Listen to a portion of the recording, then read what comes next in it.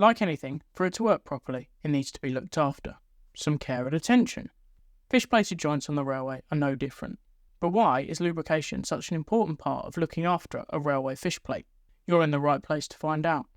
Until welding and continuously welded rail became the preferred construction type for railway track, fish-plated joints were the primary way rails were joined together since the very earliest days of the railway. This type of joint hasn't died out completely and is still a common sight across the railways today. Why? Because they work and can be used where welds cannot. In fact, there are still over 500,000 joints within the UK railway network managed by Network Rail. Through my time within Network Rail maintenance, there was one brand that would always be in the stores, and that was the sponsor of this video, Interflon. Interflon's range of lubricants and other products cover all the bases for railway maintainers. They have products for all parts of the railway, where the smooth movement of components is critical to keeping trains moving on time and realising full asset life. This can be from the inside of point machines that swing the points, to the counterweights that ensure the overhead line is correctly tensioned at all times. They even have their leaf guard solution that solves the issues of leaves on the line that all railway people love being asked to explain by their friends. For me, I used Interflon's Metal Clean to remove even the most stubborn build-up on switches, so I could undertake a detailed inspection for defects. Afterwards, I would use their Grease OG to give the best protection to the switch tip from damage and wear. As you'll see later in this video, Interflon have also changed the game when it comes to the maintenance of fish-plated joints. So, what exactly do I mean when I say fish-plated joint? Firstly, disclaimer, no fish involved. A fish-plated joint comprises two specially designed plates which are placed either side of the rail ends. The plates are designed to sit within the web of the rail to allow train wheels, specifically the wheel flanges, to pass without striking them. The plates are then secured with bolts, normally 2 in either rail end. With the bolts inserted and tightened, the railheads of the two rails are aligned, providing a smooth running table or surface for the train wheel. The hole in both the fish plate and the rail are drilled slightly larger than the diameter of the bolts. Why, I hear you ask? All in good time, but it is important. From looking at a fish-plated joint from the outside, you wouldn't know it, but the whole plate doesn't actually contact the rail. Surfaces at the top and bottom of the rail, called fishing surfaces, are the only part of the plate that actually contacts the rail. When the bolts are tightened, pulling the plates into the rail, this in turn creates forces against those fishing surfaces. But why is this so important for this video? Well, if the rail wants to move, it will have to overcome the friction between the rail and the fish plates at these surfaces caused by these forces. If you want to know more about other railway track components, you can check out my Track Components ebook, available at the link shown in the top right now and in the link in the description below. So why do these fish plate joints need to be lubricated? After all, they are there to hold the rail ends in place, and lubrication is for things that move, right? Well, a properly formed and maintained fish-plated joint does move, and for one main reason: temperature. Or more specifically, the change in temperature. Rails, made of metal, change size as their temperature changes, if they're allowed to.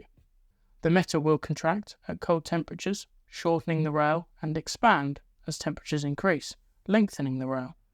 In the UK, the expected temperatures for rail is between -14 degrees and 53 degrees. That is a difference of 67 degrees.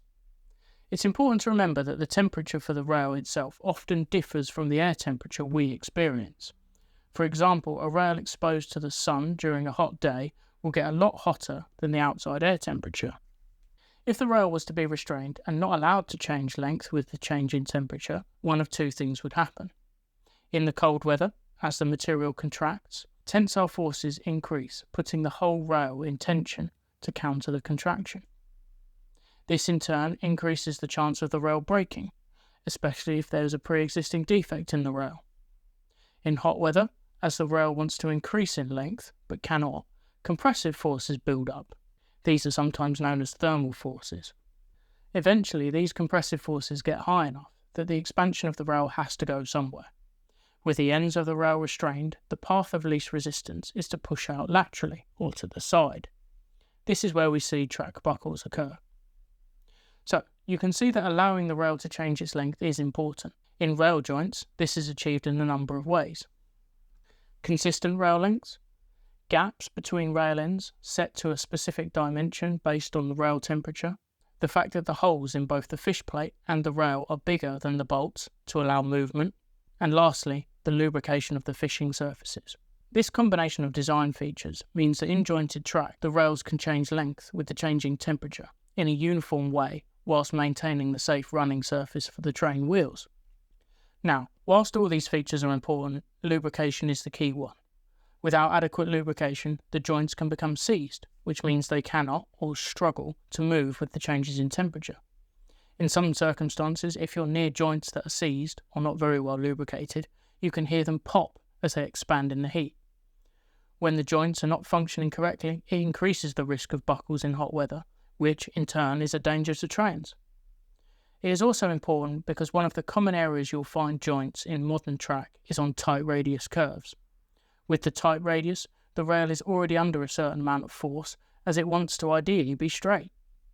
As we touched on earlier, with the fishing surfaces being the only surface of the fish plate that is actually in contact with the rail, these are the surfaces where lubrication is needed. The lubricant reduces the friction forces between the surface of the rail and the fish plate. This allows the rail to expand and contract, while also ensuring the plate exerts enough force on the rail to keep it in place. This ensures the rail ends stay aligned, important for allowing the train wheel to pass over the joint. But if the joints are already in track, how is the all-important lubricant applied to ensure the joint can move as designed? This is where this video's sponsor, Interflon, has changed the game. Traditionally, a thick black grease was used to lubricate the joints. Applying this grease would require the joint to at least be partially dismantled by loosening the nuts and pulling away the fish plate from the rail. The grease can be then applied with a brush to the fishing surfaces. This process has a number of disadvantages. First amongst them is time and people. It takes time and multiple people to safely disassemble the joint, plus you likely need some form of power tool to get those nuts moving.